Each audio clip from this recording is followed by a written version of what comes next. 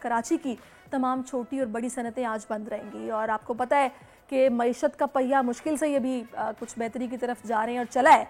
और ऐसी सूरत हाल में अगर हड़ताल हो जाएगी तो चीज़ें रुक जाएंगी, स्टक हो जाएंगी। गैस की कीमतों पर यह एहतजाज है क्योंकि आपको पता निर्ख काफ़ी बढ़ गए हैं और आज कहा यह जा रहा है कि जो एक्सपोर्ट के हवाले से चीज़ें हैं वो भी कुछ रुकी हुई हैं और ताजर बरादरी एहतजाज कर रही है कि जब तक इन कीमतों को उनके मुताबिक नहीं किया जाएगा तो चीज़ें नहीं आगे चलेंगी। एक्सपोर्ट के यूनिट बंद रहेंगे, गैस की कीमतों में गैर मामूली इजाफे और बिजली के इजाफी इस्तेमाल की नरखों में कमी का वादा पूरा न करने पर यह एहतजाज हो रहा है, हड़ताल हो रही है। और कफ़ील अहमद इस वक्त हमें ज्वाइन कर चुके हैं, उनसे जानते हैं। कफ़ील, ताजर बरादरी से किसी ने बात करने की कोशिश की, इनको कन्विंस करने की कोशिश की, तहफ़्फ़ुज़ात दूर करने का किसी ने इरादा किया?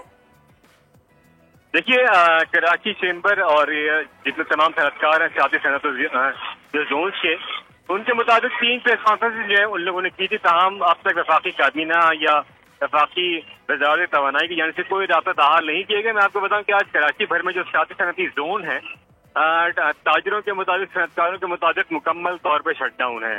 तमाम एक्सपोर्ट जो इंडस्ट्री है और जो तमाम इंडस्ट्री वो आज बंद है और 12 बजे जो है वो मरकजी जो एहतजाज है वो साइड एसोसिएशन के सामने जो है वो रखा गया, जहाँ तमाम जो सनतकार हैं सनती जोन्स के और उनकी लेबर वो वहाँ पर जमा होंगे। उनका कहना है कि ओरा ने जो प्राइस मुतय्यन की है 1350 एमसी, उसको जो है हम एक्सेप्ट करने को तैयार है, लेकिन गवर्नमेंट उसमें सेकुलर डेट जो है वो शामिल करके उसको 2250 तक जो है वो लेगी, जो उनके लिए अनअफोर्डेबल है। इसमें जो तमाम जो सनतें हैं वो नहीं कर सकती हैं, एक्सपोर्ट नहीं हो सकती है।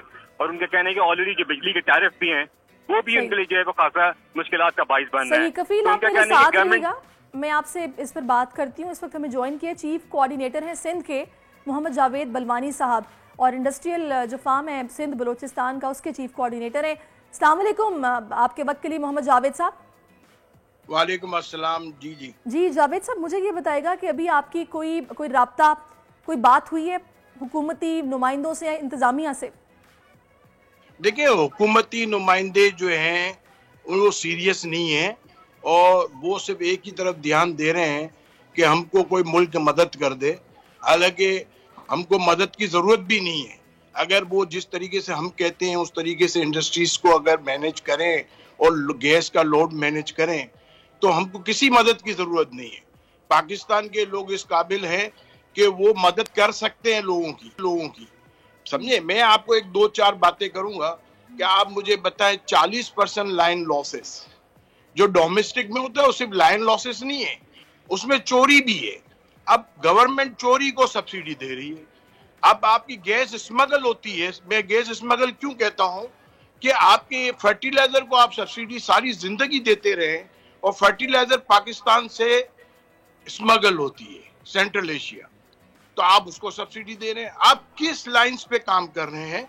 आप देखिए कराची जो है पाकिस्तान जावेद साहब, ये सारे वो तहफ़्फ़ुज़ात हैं जो हम एक बार नहीं कई बार ताजर बरादरी से सुन चुके हैं। फिर हम ये भी सुन चुके हैं कि जब भी कोई फैसला साजी होती है हमें नहीं बुलाया जाता या हमें लूप में लिए बगैर बंद कमरों में फैसले हो जाते हैं। अभी इंटरम सेटअप है, अभी कोई हुकूमत मौजूद नहीं है। अब क्या चीजें कुछ चेंज आपको नजर आ रही हैं? इंटरम सेटअप ने अभी जो है वो ड्यूटी लगा, उस पे टैक्स लगाया था बैंक्स पे, बैंक लिया कोर्ट से। अच्छा। और बोला इंटरम सेटअप जो है ये इलेक्शन कराने आया है। अभी तो आपकी क्या बात हुई है, मुझे ये बताएगा, आपको क्या मौकिफ ये दे रहे हैं, क्या मजबूरी क्या इनकी? देखें, ये कह रहे हैं कि IMF का लोन हमारा अप्रूव हो जाए फिर हम बात करेंगे।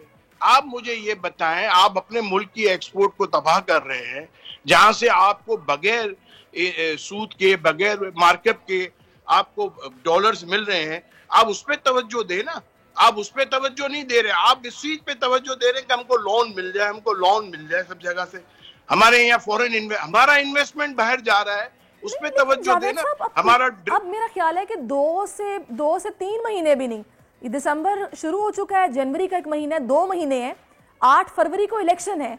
अगर तो ये इंटरम सेटअप मजबूर है इस वजह से, और जाहिर है ये जिन चीजों की आप बात कर रहे हैं चुटकी में ठीक होने वाली नहीं है, इनमें एक लॉन्ग टर्म पॉलिसी चाहिए। में ठीक हो सकती है अगर आपकी नीयत सही हो, तो आप सब चीज सही कर सकते हैं। आप काबिल लोगों को इख्तियार कहां है इंटरम सेटअप के पास?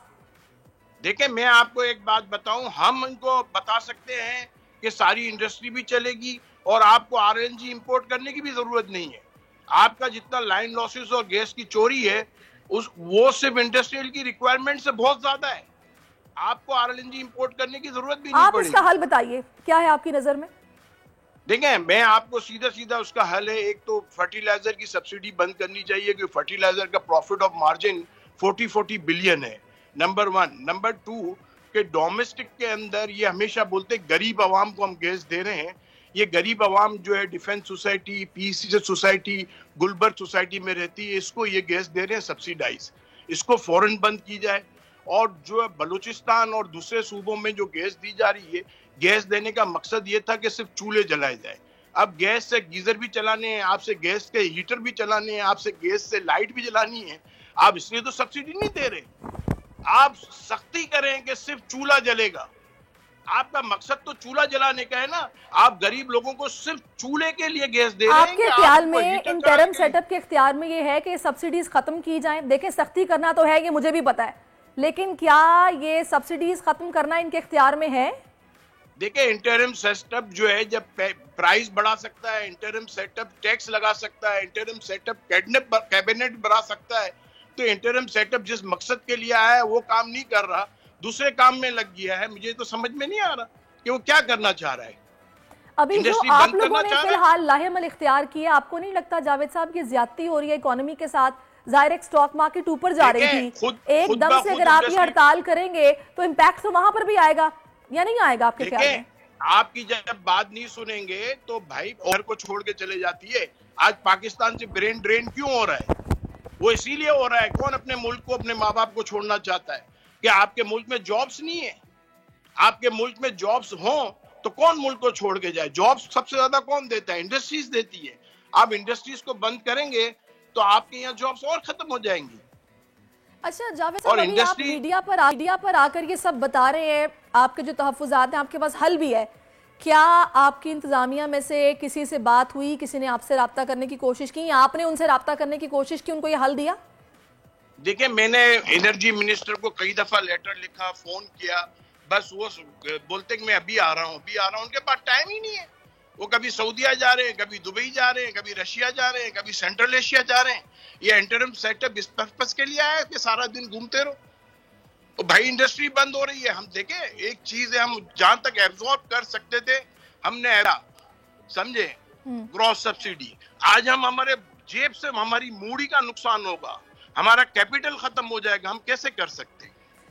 अच्छा, अब जावेद साहब, मसला यहाँ पर ये है कि देखिए, हड़ताल तो किसी मसले का हल नहीं है, कोई दरमियान का रास्ता निकालना पड़ेगा। कुछ वो आपकी माने, कुछ आप उनकी माने। कम्युनिकेशन गैप पहले खत्म होना चाहिए। ये किस तरह होगा?